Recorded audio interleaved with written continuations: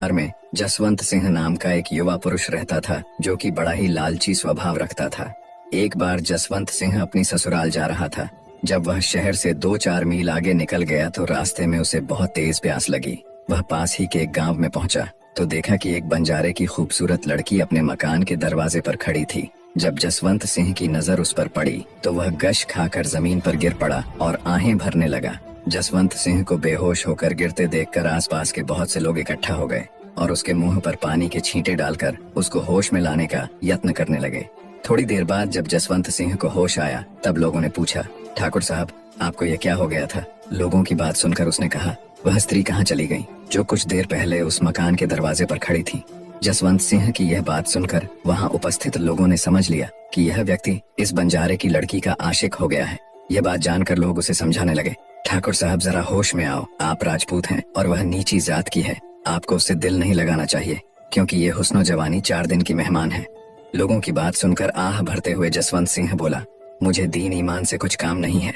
जब तक यह चांद से मुखड़े वाली मेरे साथ ब्याही न जाएगी तब तक मैं अपना जीना मुश्किल समझता हूँ। आप लोग मेहरबानी करके इस रूपसी के माँ बाप से कह दो कि एक बेचारा मुसीबत का मारा उनकी बेटी के नयन बाणों से घायल होकर तड़प रहा है। या तो उसके साथ वे अपनी बेटी की शादी कर दें, नहीं तो वह उनके दरवाजे पर सिर पटक पटक कर मर जाएगा। जसवंत सिंह की बातें सुनकर 2-4 आदमियों ने जाकर सारा हाल उस बंजारे से कहा। वह बेचारा उसी समय जसवंत सिंह के पास आया और बोला, ठाकुर साहब जरा सोच समझ कर बात करें क्योंकि आप तो जात के राजपूत हैं और मैं बंजारा हूँ। आपके साथ मेरी बेटी की शादी किस तरह हो सकती है? और यदि आप मेरी बेटी से शादी करेंगे तो आपको फायदा क्या होगा? क्योंकि हमारा पेशा तो इधर उधर घूमने का है और अगर आप मेरी लड़की से शादी करेंगे तो आपको भी यही काम करना पड़ेगा। फिर आप अपनी जात बिरादरी में किसी काम के न रहेंगे। बेचारे बंजारे ने जसवंत सिंह को हर तरह से ऊंच नीच की बातें समझाईं, लेकिन जसवंत सिंह की समझ में कुछ भी नहीं आया। आखिरकार मजबूर होकर उस बंजारे ने अपनी लड़की का ब्याह जसवंत सिंह के साथ कर दिया। विवाह के बाद जसवंत सिंह और बंजारे की लड़की में इतना प्रेम बढ़ा कि जसवंत सिंह को उस लड़की के सिवा दुनिया में कुछ भी नजर नहीं आता था। इसी तरह ऐशो आराम करते जिंदगी के कुछ दिन गुजर गए। एक दिन जसवंत सिंह को अपने घर की याद आई। वह अपनी पत्नी से कहने लगा, अब तो मेरा दिल अपने घर जाने को चाहता है। अगर तेरे माता पिता आज्ञा दें तो उनसे कह कि तेरी विदाई कर दें।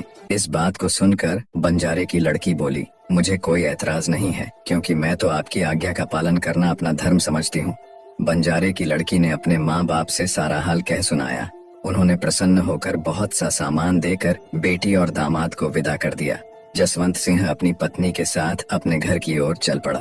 कई दिनों के सफर के बाद जब उसका घर कुछ मील दूर रह गया तब जसवंत सिंह ने सोचा, मैंने बहुत बुरा किया जो जरा सी सुंदरता देखकर अपने धर्म को खो बैठा। मेरे माता पिता को जब यह मालूम होगा तो वे मुझसे क्या कहेंगे? इससे तो अच्छा है कि इसका कत्ल करके यहीं किसी कुएं में डाल दूं। कम से कम मेरा परिवार मुझ पर लज्जित तो नहीं होगा। फिर रात को जब वह सो गई तो जसवंत सिंह ने उसे छुरी से घायल करके कुएं में डाल दिया और सब जेवर व सामान लेकर अपने घर की ओर चल पड़ा।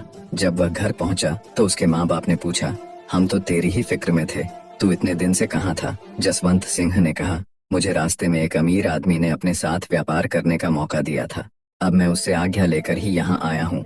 बेटे की बात सुनकर माँ बाप दोनों बहुत खुश हुए। जसवंत सिंह मन ही मन सोचने लगा, खैर सब ठीक हो गया। लेकिन जब जसवंत सिंह ने अपनी पत्नी को घायल कर कुएं में डाल दिया था तब ईश्वर की कृपा से पानी की ठंडक पाकर उसकी पत्नी को होश आ गया और उसने कुएं की जंजीर पकड़ ली। इत्तेफाक से एक पथिक पानी पीने के लिए वहां आ गया। उसने जैसे ही कुएं में डोल डाला वैसे ही उस स्त्री ने वह डोल पकड़ लिया और चिल्लाई, बचाओ, रक्षा करो। पथिक ने कुएं में नीचे देखा, एक घायल स्त्री डोल पकड़े हुए है। उसने उससे पूछा, आप कौन है? वह स्त्री बोली, भाई साहब, मैं मुसीबत की मारी अबला हूँ, मुझे इस कुएं से निकाल कर तुम मेरी जान बचाओ। ये सुनकर उस पथिक ने औरत को कुएं से निकाला और पूछा, आप कौन हैं और आपका यह हाल कैसे हुआ? उस औरत ने बताया, मैं और मेरा पति अपने घर जा रहे थे। अचानक डाकुओं ने हमें घेर कर हमारा माल व सामान लूट लिया तथा मुझे घायल करके इस कुएं में डाल गए। ये सब सुनकर पथिक को उस पर बड़ी दया आई। उसने रास्ते की कई विपत्तियां सहकर उसको उसके माँ बाप के पास पहुंचा दिया। माँ बाप ने जब अपनी भूखी प्यासी घायल लड़की को देखा तो बेहद परेशान हुए और बेटी को सीने से लगाकर पूछा, बेटी, तेरा यह हाल कैसे हुआ?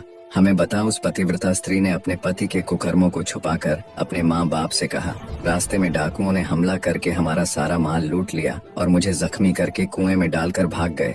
मेरे पति का क्या हुआ मुझे मालूम नहीं, ये बात सुनकर उसके बाप ने समझाया, बेटी, ईश्वर को याद कर, उसे धन्यवाद दे जिसने तेरी जान बचाई, वही तेरे पति को भी तुझसे मिला देगा। थोड़े ही दिनों में भगवान की कृपा से वह बंजारण बिल्कुल भली चंगी हो गई। कुछ समय बाद जब जसवंत सिंह को वापस आए हुए 2-4 महीने हो गए और वह सारा माल बेचकर खा गया, खर्चे की तंगी होने लगी, तो वह सोचने लगा कि पैसे तो खत्म हो गए, अब उस बंजारे के पास चलना चाहिए और उससे कहना चाहिए कि तुम्हारी बेटी के लड़का हुआ है, तो यह शुभ समाचार सुनकर वह कुछ रुपया पैसा अवश्य ही देगा। यह सोचकर वह अपनी ससुराल पहुंच गया तो उसने देखा कि झोंपड़ी के बाहर बंजारे की वही लड़की अर्थात उसकी पत्नी चारपाई पर बैठी है। जब उसकी पत्नी की नजर उस पर पड़ी और दोनों की आंखें मिली तो जसवंत का चेहरा पीला पड़ गया। वह डर के मारे कांप उठा और सोचने लगा, यह तो बहुत बुरा हुआ जो मैं यहाँ आ गया, अब तो इसका बाप मुझे जिंदा नहीं छोड़ेगा। उसे घबराया हुआ देखकर उसकी पत्नी उसके पास आई और बोली, बेईमान निष्ठुर राजपूत, आज तक मैंने तेरी करतूत को अपने माता पिता पर या किसी दूसरे पर जाहिर नहीं किया है। मेरे लिए तो तू मेरा पति परमेश्वर है, तू अपने दिल में जो चाहे समझ। पत्नी की बातें सुनकर जसवंत सिंह बहुत शर्मिंदा हुआ। वह अपनी पत्नी से कहने लगा, जो कुछ हुआ है उसके लिए मुझे माफ कर दे। बंजारे की लड़की ने कहा, अच्छा पहले भीतर चलो। उसकी बात मानकर जब जसवंत सिंह अंदर आया तो सास ससुर ने उसे सीने से लगा लिया। कहने लगे, धन्य है परमात्मा जिसने इतने दिनों के बाद तेरी सूरत दिखाई। उन्होंने जसवंत से और भी बहुत सी बातें की और उसका बड़ा आदर सम्मान किया। जब फिर इसी तरह उसके ऐशो आराम में कुछ दिन गुजर गए तो जसवंत सिंह ने अपनी पत्नी से कहा, अब तो मेरा दिल यहाँ नहीं लगता, अपने शहर की ओर चलना चाहिए। बंजारे की लड़की ने यह सुनकर उससे कहा, मुझे तो तुम्हारे साथ चलने में कोई ऐतराज नहीं है, मगर सोच लो कि कहीं तुम पहले की तरह धोखा तो नहीं दोगे। यह सुनकर जसवंत सिंह बोला, मैं परमात्मा की कसम खाकर कहता हूँ कि अब ऐसा कुछ भी नहीं होगा। तब बंजारे की लड़की ने अपने माँ बाप से विदाई मांगी तो उन्होंने बहुत सा माल और जेवर देकर बेटी को विदा कर दिया। जसवंत सिंह खुशी खुशी मस्त होकर चल दिया और जब एक जंगल में पहुंचा तो उसने अपनी पत्नी को छुरी से घायल करके उस जंगल में फेंक दिया और सारा माल लेकर अपने घर की ओर रवाना हो गया। बंजारे की लड़की छुरी से घायल वहीं पड़ी तड़पती रही, लेकिन इस बार भाग्य ने उसका साथ नहीं दिया और उसने वहीं दम तोड़ दिया। यह कहानी हमें यह संदेश देती है कि यदि कोई व्यक्ति एक बार विश्वासघात कर सकता है तो उस पर दोबारा विश्वास करना हमारी मूर्खता दर्शाता है। उससे होने वाले परिणाम के लिए हम खुद ही जिम्मेदार हैं। सच्चा प्रेम केवल बाहरी सुंदरता पर आधारित नहीं होता, बल्कि त्याग, वफादारी और सम्मान पर आधारित होता है। आशा है आपको यह कहानी पसंद आई होगी। अपनी बहन बेटियों के साथ शेयर कर उन्हें जसवंत सिंह जैसे दरिंदों की सच्चाई से अवगत कराएं। धन्यवाद।